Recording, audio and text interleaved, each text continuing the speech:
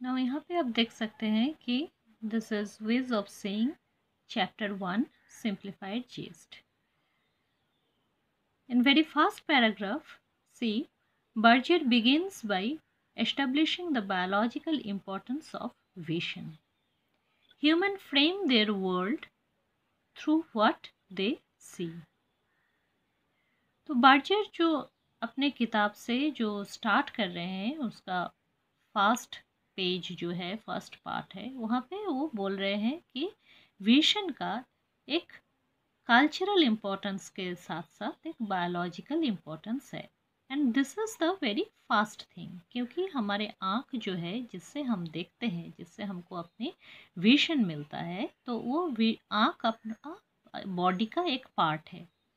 तो वो बॉडी का पार्ट है, तो ऑफ कोर्स यहाँ पे इसका एक बायोलॉजिकल इम्पोर्टेंस है। और इसका जो सोशियो कल्चरल इम्पोर्टेंस के बारे में हम जो नेक्स्ट आ रहे हैं, तो अब हम जो देखते हैं उसी से ही हम अपना दुनिया बनाते हैं। So humans frame their world through what they see, क्योंकि आँखों से ही देख के ही हमें अपने चारों तरफ का अनुभव होता है। But there is a difference between what people see and how they understand what they see. Actually, this is very important line of this paragraph. You can underline this. There is a difference between what people see and how they understand what they see. So हमारा biological part हो गया, cultural part हो गया. Now actually society is entering here.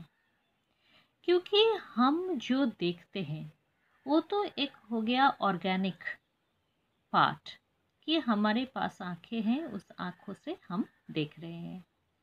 लेकिन हम जो देख रहे हैं उसको हम कैसे समझ रहे हैं, ये दूसरी बात है।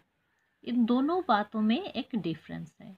क्योंकि अगर आप सभी को या कई लोगों को 5 or 10 people, if you show something, any one picture,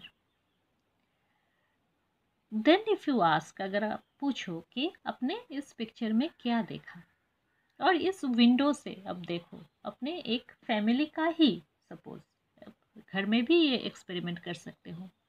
अगर आपके घर में 5 जन हैं तो अब 5 जन को एक विंडो के सामने खड़ा करके एक एक करके पूछो अलग से कि आपने इस विंडो से क्या देखा।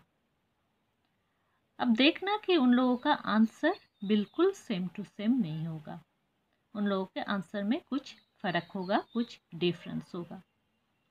क्योंकि हम जो देखते हैं उसका इंटरप्रिटेशन हम कैसे कर रहे हैं वो डिपेंड करता है हमारे अपने नॉलेज, अपने बिलीफ के ऊपर। So that means sights are affected by what individuals know और बिलीव। हमारा वो जो साइट है, हम जो देख रहे हैं, जो सीन हम देख रहे हैं, वो हम उसका इंटरप्रिटेशन ऐसे देते हैं या हम उसको ऐसे समझते हैं जैसे जितना और जैसा हमारे पास नॉलेज और बिलीव है उसके हिसाब से हम उसको समझते हैं। हमारे आँख मानिए एक कैमरा जैसा है। कैमरा जैसा मतलब वो जो भी देखता है उसको वो कैप्चर कर लेते हैं। कैमरा से आप जो भी फ़ोटो क्लिक करोगे तो उसमें वो कैप्चर्ड हो जाएगा। आप आँख खोल के अगर आगे देखोगे तो आगे आपका जो भी चीज़ है उसको आपको दिखाई देगा। लेकिन कैमरा के साथ इंसान के डिफरेंस यही है कि कैमरा के पास कोई दिमाग नहीं है, उसके पास कोई अपना इंटेलेक्ट नहीं है, वो आपको कुछ एक्सप्लेनेशन नहीं दे पाएगा। लेकिन आप आँख से जो देखते हैं वो सीधा आपका ब्रेन में जाते हैं।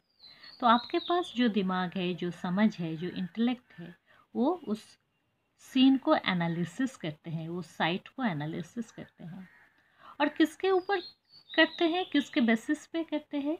आपके पास जो नॉलेज है, आपके पास जो बिलीव है from childhood, what you have gathered, अपने जो सोशलाइजेशन सिस्टम के ज़रिए जो आपने गैदर किया है, तो उसी हिसाब से वो अपना विजन को एक्सप्लेन करते हैं। तो यहाँ पे इसका एक एग्जाम्पल दिया गया है कि in the middle future ages, for instance, people who believed in the religious concept of hell would think of hell whenever they saw fire. पहले लोग बहुत जो रिलीजियस माइंडेड थे, उन लोगों को स्वर्ग और नरक का कंसेप्ट में बहुत ही ज़्यादा, बहुत स्ट्रांगली दे बिलीव करते थे। और हमें ये पता है कि स्वर्ग मतलब कुछ बहुत सुंदर जगह है। अगर आप कुछ अच्छा करोगे, पुण्य के काम करोगे, तो आपको स्वर्ग में जगह मिलेगा। और नर्क जो है वो तो पनिशमेंट की जगह है। अगर आप पापी हो, अगर आपने बहुत बुरा किया है, तो आपको नर्क में जाना पड़ेगा। और वो जो पनिशमेंट के हिसाब से फायर को जो यूज़ होता था, जो हम बिलीव करते थे पहले लोग कि फायर में उसको डाल दिया जाता है, तो कहीं पे भी फायर देखने से वो डर जाते थे। वो उसके साथ वो नरक का जो बिलीव उसको रिलेट करते। तो अगर, लेकिन अभी हम अपना बिलीफ पैटर्न ऐसा नहीं है, तो हम फायर देख के नरक के बात नहीं सोचते। अभी अपने सोसाइटी के हिसाब से मैं आपको अपनी तरफ से एक एग्जांपल दे रही हूँ। सपोज आपने किसी भी रूम पे एंटर किया, मैं जहाँ पे बैठी हूँ शायद मैं आपको वही दिखा रही हूँ जितना आपको अब दिख सके। मैं उसको अगर थोड़ा सा अपना कैमरा घुमा दूँ, तो आप ये क्या देख रहे हैं? आपको कुछ बुक्स दिख रहे हैं, स्कूल बैग्स दिख रहे हैं, थोड़ा डॉल्स दिख रहे हैं, सॉफ्ट टॉयज़, गिटार, ऐसा कुछ चीज़ आपको दिख रहे हैं। आपको रूम का बहुत ब्राइट कलर्स दिख रहे हैं। तो आपको क्या लग रहा है, मैं कहाँ पे बैठी हूँ? मुझे पता है आप समझ गए होंगे कि मैं अपनी बेटी के रूम में बैठी हूँ, क्योंकि ये जो डॉल्स है, ये जो स्कूल बुक्स है, ये जो ब्राइट कलर्स है, कार्टून्स है, यहाँ इससे आप बहुत इजीली किसी बच्ची के साथ इस रूम को रिलेट कर सकते हो। So this is actually our belief, our knowledge. We know that is soft toys, books, or dolls, or this bright decoration.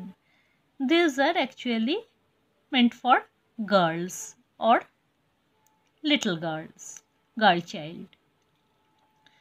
So that is, मैंने आपको कुछ बताया भी नहीं, लेकिन फिर भी आपको इतना समझ आ ही गया।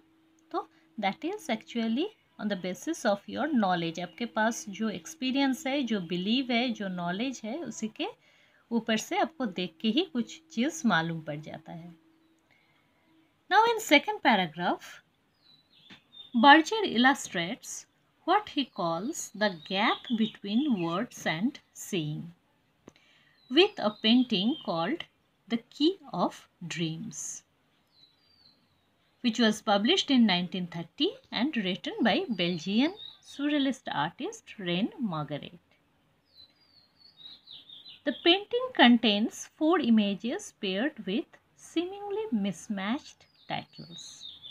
For instance, the image of horse captioned the door and the image of a clock captioned the wind. तो आपने देखा होगा, मैंने आपको जो PDF का फाइल भेजे थे, तो this is the book Ways of Seeing by John Berger, and here you can see the cover of the book. And Berger, he is actually describing this cover in that way that seeing comes before words.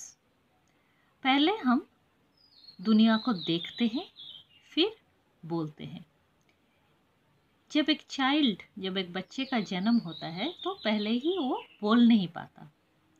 The child looks and recognizes before it can speak. पहले वो देखते हैं, उसको आँखों का काम पहले से ही स्टार्ट हो जाता है। वो देखते हैं, वो एक्सपीरियंस गैदर करते हैं, ऑब्जर्व करते हैं, फिर बहुत बाद वो बोलना स्टार्ट करते हैं।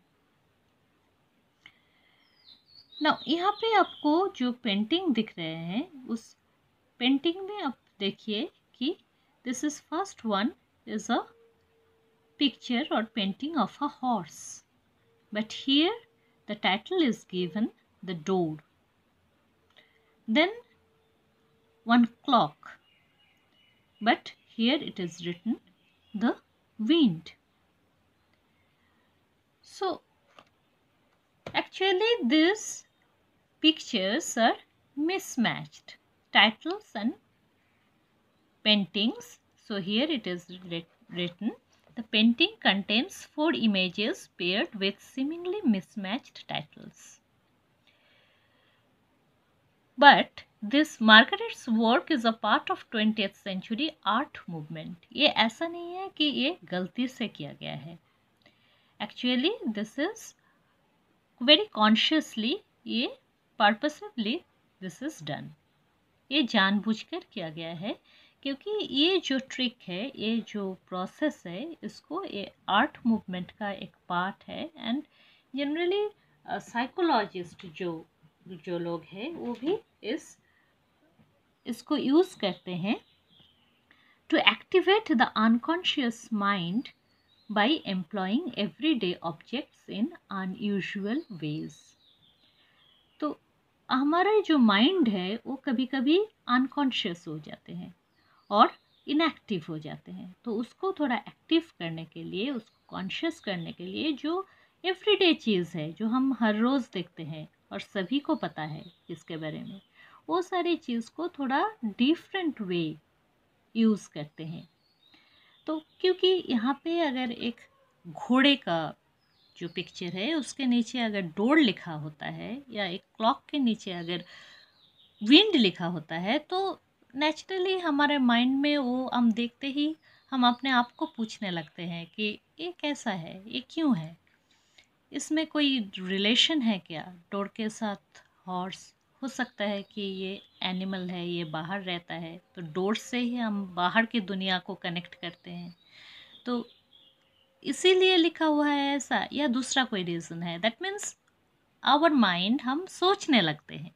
तो हमको कॉन्शियस करने के लिए, हमारे जो दिमाग पे थोड़ा प्रेशर डालने के लिए इसको पर्पसफुली इसको किया जाता है. तो यहाँ पे भी आपको इस कावर में भी अब देखिए, यहाँ पे भी कुछ very important things are written. But there is also another sense in which seeing comes before words. It is seeing which establishes our place in the surrounding world.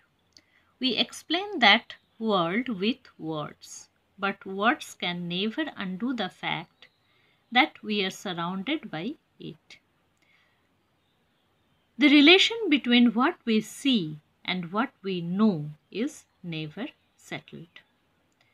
तो फिर मतलब ये हुआ कि हम जिस चीज़ों से घिरे हुए हैं उसको हम एक नाम से पुकारते हैं.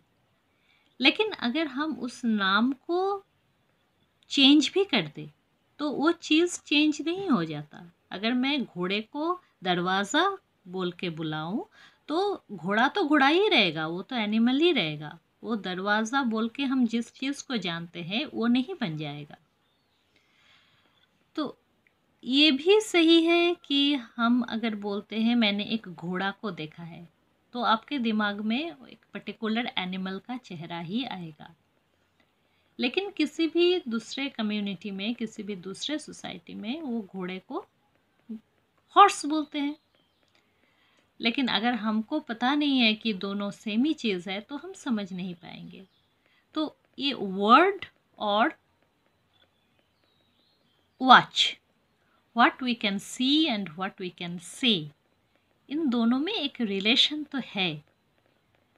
हम जैसे देखते हैं वैसे बोलते हैं, लेकिन हम जो बोलते हैं उसको हम अगर वो ना बोले तो जो देख रहे हैं वो क्या चेंज हो जाएगा? नहीं होगा. तो फिर okay, that is another philosophical point. Here it is, I am not putting much stress on that. अब उसको मैंने आपको सिर्फ दिखाया क्योंकि दिस इज़ ये थोड़ा इंटरेस्टिंग पार्ट है, इसीलिए अब इस टेक्स्ट के हिसाब से ही अपना आंसर प्रिपेयर कीजिए।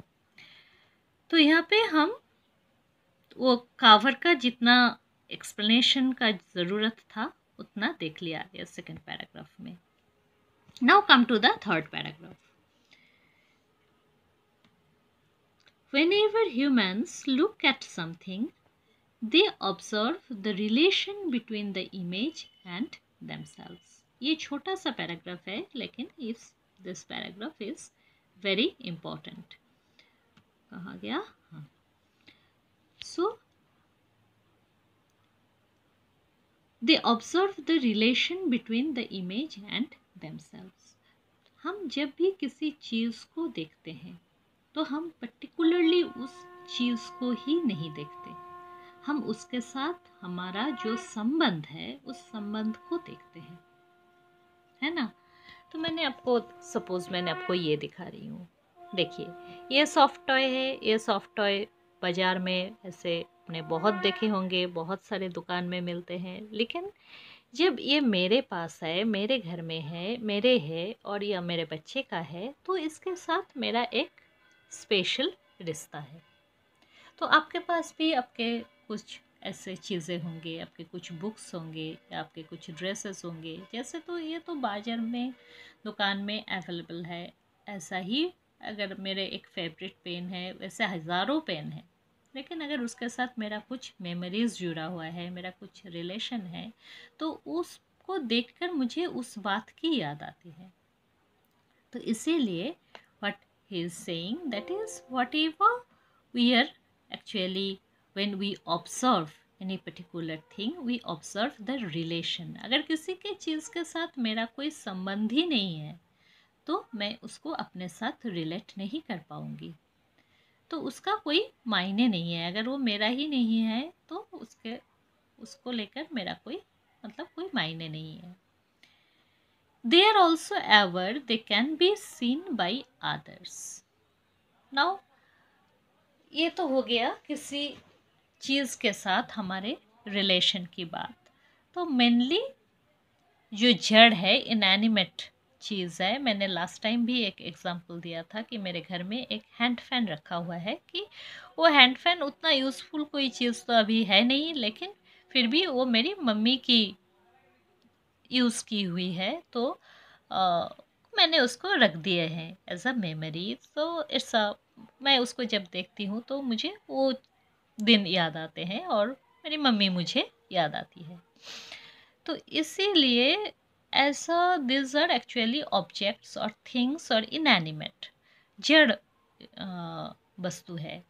लेकिन जब दोनों ह्यूमन बीइंग, सपोज मैं आपको देख रही हूँ, तब मुझे ये कॉन्शियसनेस भी है कि आप भी मुझे देख रहे हैं। So here it is said they are also aware और we are also aware we can be seen by others. अगर मैं आपको देख सकती हूँ तो आप भी मुझे देख सकते हैं। And dialogue Berger explains in a way for two people to explain the different ways they see things. So देखिए यहाँ पे तीनों ही लाइन बहुत इम्पॉर्टेंट है।